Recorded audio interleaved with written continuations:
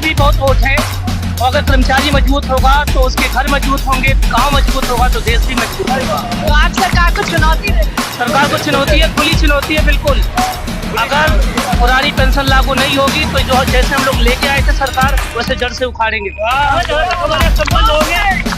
हमारे संबंध होंगे हम तमाम अपने उन लोगों को कहेंगे कि इस सरकार के खिलाफ वोट करें, जिससे कि जो भी सरकार आएगी हमें पुरानी पेंशन बहाल करेगी हमारी। मैं सरकार से यही सवाल पूछना चाहता हूँ कि आपके कौन से अर्थशास्त्री हैं, जिनको मैं अनर्थशास्त्री कहता हूँ, वो कौन से अनर्थशास्त्री हैं जो आपको बता रहे हैं कि ओपीएस देश पे अर्थव्यवस्था पे भार है, और वो कौन से पढ़े लिखे अर्थशास्त्री हैं जो 5 राज्यों में पेंशन दे रहे हैं, वो कौन से यूनिवर्सिटी से पढ़े हैं, और इनके अनर्थशास्त्री कौन से यूनिवर्सिटी से पढ़े हैं जो बता रहे हैं कि देश पे भार है पुरानी पेंशन, और आप 5-5 पेंशन ले रहे हैं तो वो देश पे भार नहीं है, और हम 35 साल सेवा करके एक पुरानी पेंशन मांग रहे हैं तो ये क्या देश पे भार है? उसका 50% प्लस डीए मिलके हमारी जो पेंशन बनेगी, आज की डेट में यदि मेरी रिटायर होती है तो कम से कम 75,000 मेरी पेंशन मिलेगी। लेकिन मेरे साथ के जो एनपीएस वाले हैं वो रिटायर हो रहे हैं, उनकी 750 रुपये पेंशन बन रही है, ये डिफरेंस है।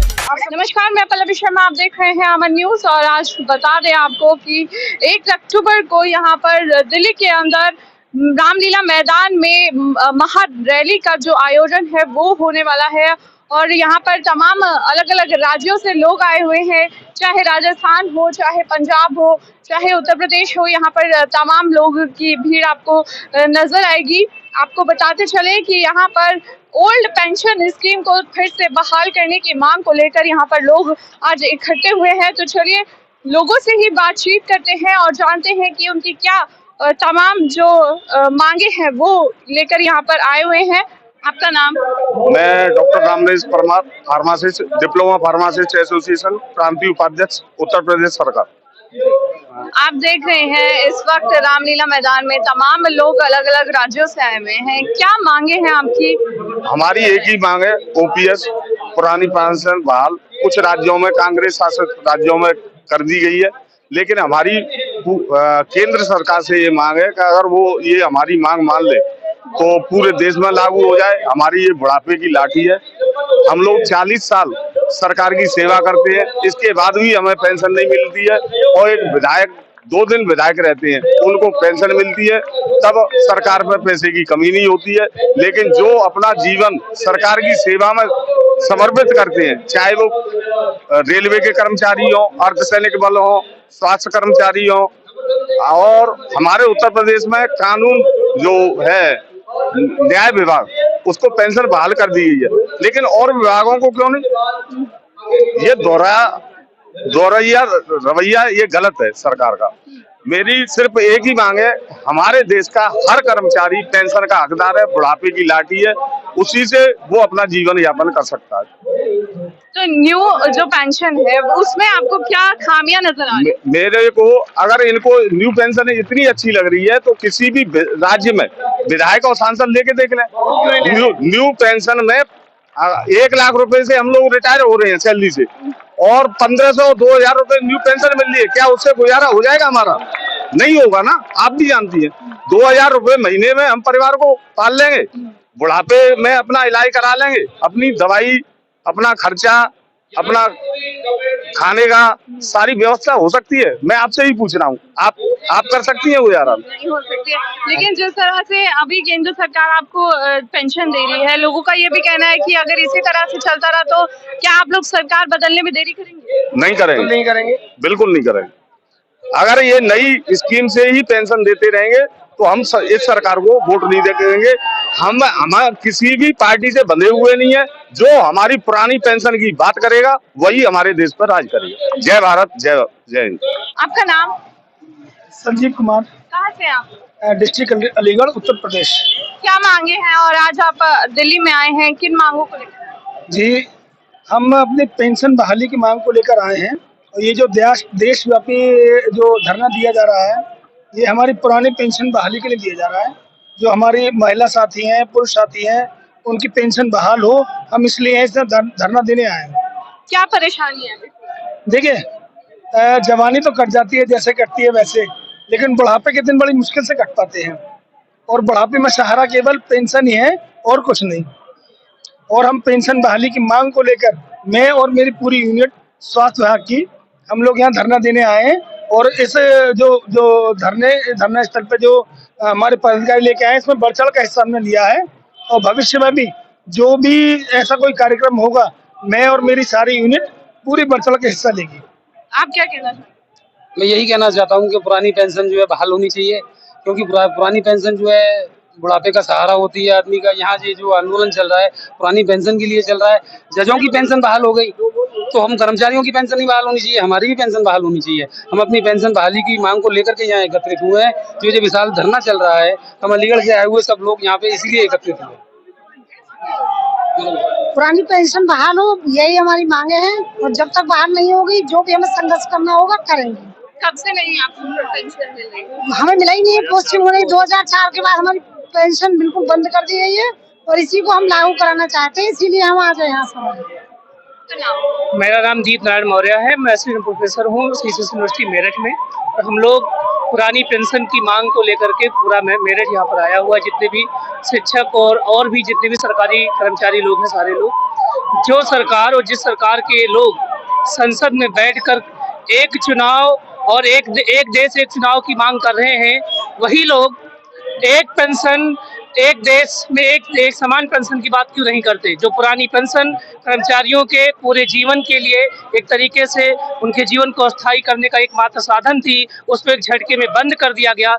लेकिन इसी देश के संसद में बैठने वाले नेता जो कि एक बार ही अगर चुनाव जीत जाते हैं तो उसी दिन से उनको पेंशन मिलने लग जाती है, तो अपनी पेंशन के लिए तो लड़ते हैं, उसके खिलाफ नहीं बोलते, लेकिन हमें नई पेंशन रूपी एक झुंझुना पकड़ा देते हैं कि आप नई पेंशन लीजिए, इसमें बहुत फायदे हैं। तो मैं कहता हूँ वो जो फायदे वाली पेंशन स्कीम है वो नेता लोग अपने पास रखें और पुरानी पेंशन हम कर्मचारियों को दें, यही हमारी मांग।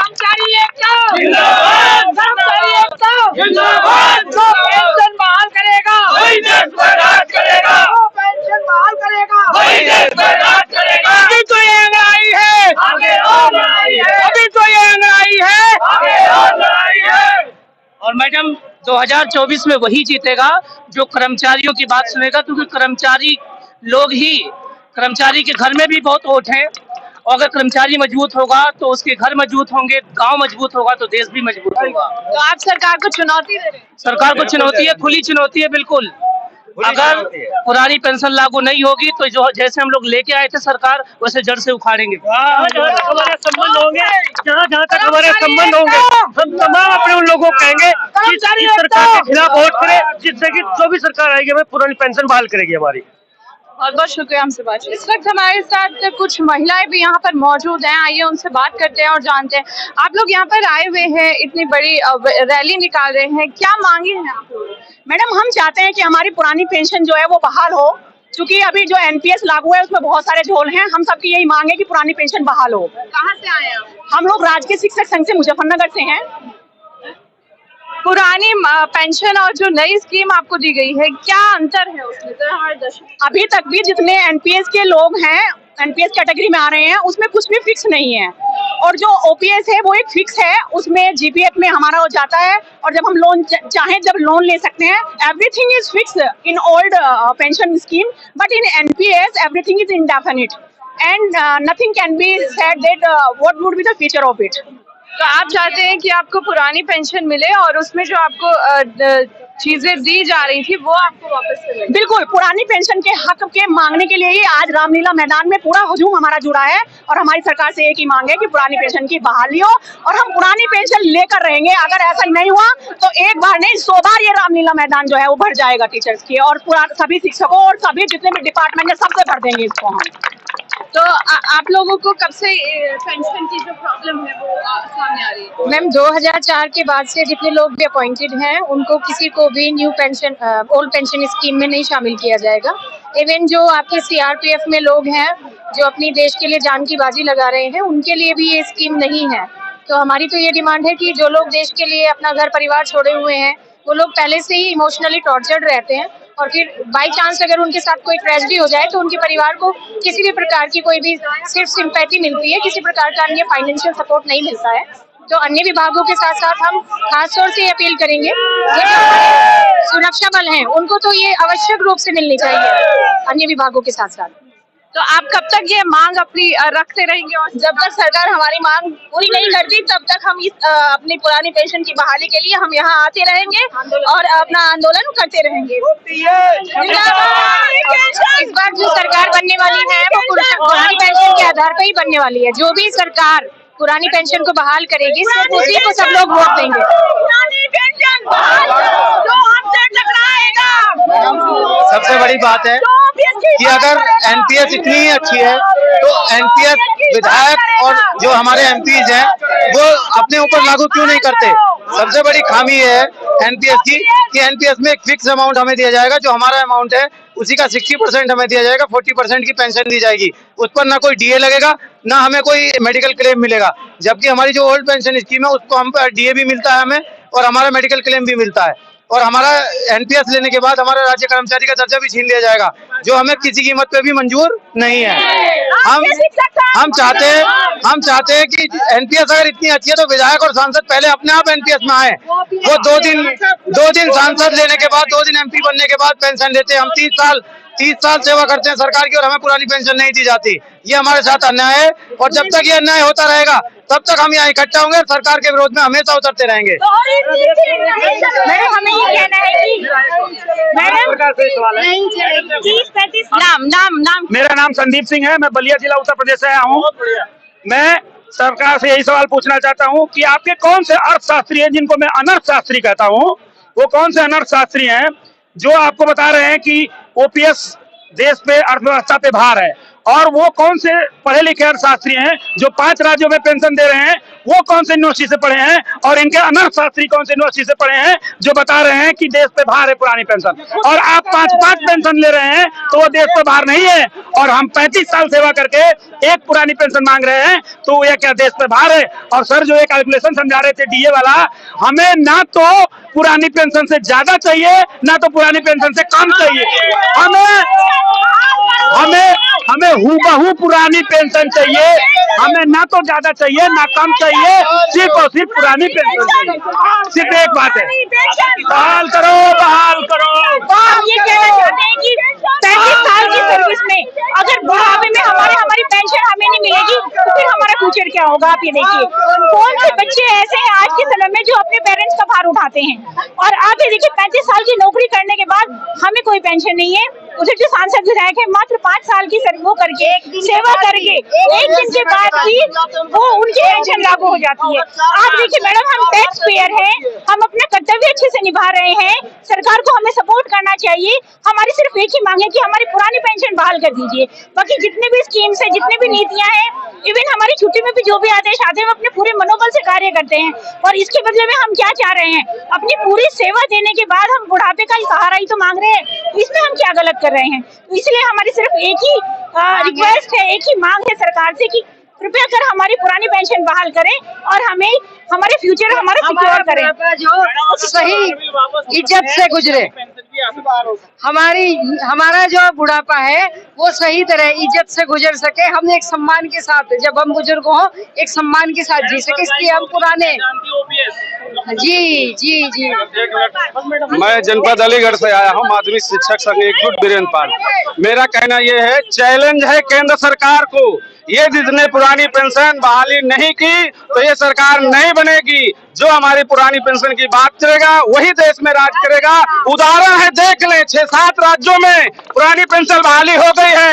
आने वाले चुनाव में हिमाचल और मध्य प्रदेश, छत्तीसगढ़ में भी ये पुरानी पेंशन लागू करेंगे, वही सरकार वहां भी बनेगी। चैलेंज है इस सरकार को, केंद्र सरकार को और हर प्रदेश के राज्य को, जो भी पुरानी पेंशन की बात करेगा वही देश में राज करेगा, और इसके अलावा कोई नहीं। जब तक पुरानी पेंशन बहाली नहीं होगी तब तक हम सड़कों पे धरना प्रदर्शन संघर्ष जारी करते रहेंगे। मैं अंशु सिंह मुजफ्फरनगर से हूँ, मैं पुरानी पेंशन वाली हूँ। मुझे पता है कि इससे कितने फायदे, और मेरा जो बुढ़ापा है बिल्कुल सिक्योर है इससे। मैं फिर भी आई है, और फिर भी इन लोग को समर्थन करने आई हूँ क्योंकि ये हमारे बुढ़ापे को सुरक्षित रखने के लिए। आप हमें बता सकते हैं कि क्या डिफरेंस है दोनों पेंशन में जिसकी ये मांग कर रहे हैं, पुरानी और नई? क्या पुरानी पेंशन का हमारा जब हम रिटायर होंगे तो उसका 50% प्लस डीए मिलके हमारी जो पेंशन बनेगी, आज की डेट में यदि मैं रिटायर होती हूँ तो कम से कम 75,000 मेरी पेंशन बनेगी। लेकिन मेरे साथ के जो एनपीएस वाले हैं वो रिटायर हो रहे हैं, उनकी 750 रुपये पेंशन बन रही है। ये डिफरेंस है, आप समझ सकते हो कि 75,000 और 750 रुपये में कितना अंतर है। ये पैसा शेयर मार्केट में लग रहा है, इसलिए कोई भी से सिक्योर महसूस नहीं कर रहा है। इतना फ्लक्चुएशन है, बार बार देखना पड़ता है कि हम लॉस में चल रहे हैं या प्रॉफिट में चल रहे हैं, इसलिए एक रिस्की जोन में रह रहा है कर्मचारी। इसलिए हम चाहते हैं कि ओल्ड पेंशन की बहाली हो। तो आप देख सकते हैं यहाँ पर जो केंद्र सरकार की तरफ से जो न्यू पेंशन लागू की गई है उसको लेकर यहाँ पर लोग संतुष्ट नहीं है। उनकी ये मांग है कि ओल्ड पेंशन जिस तरह से इन्हें पहले मिल रही थी उसी को वापस केंद्र सरकार लाए और इन लोगों को ओल्ड पेंशन मिल सके। तो जैसा कि आपने देखा, दिल्ली के अंदर रामलीला मैदान में अलग अलग राज्यों से यहाँ पर लोग एकत्रित हुए हैं और महा रैली का जो आयोजन है 1 अक्टूबर का वो यहाँ पर किया गया है आज के दिन। और सभी जो शिक्षक है, चाहे डॉक्टर्स है, सभी जो सरकारी कर्मचारी हैं, उनका सिर्फ एक ही मांग है कि जल्द से जल्द जो उनकी ओल्ड पेंशन है उसको बहाल किया जाए और न्यू पेंशन को खत्म किया जाए, ताकि उनकी जो भी समस्या है उनका समाधान जल्द से जल्द केंद्र सरकार कर सके। फिलहाल के लिए इतना ही। देश और दुनिया की तमाम बड़ी खबरों से जुड़े रहने के लिए आप देखते रहिए अमन न्यूज।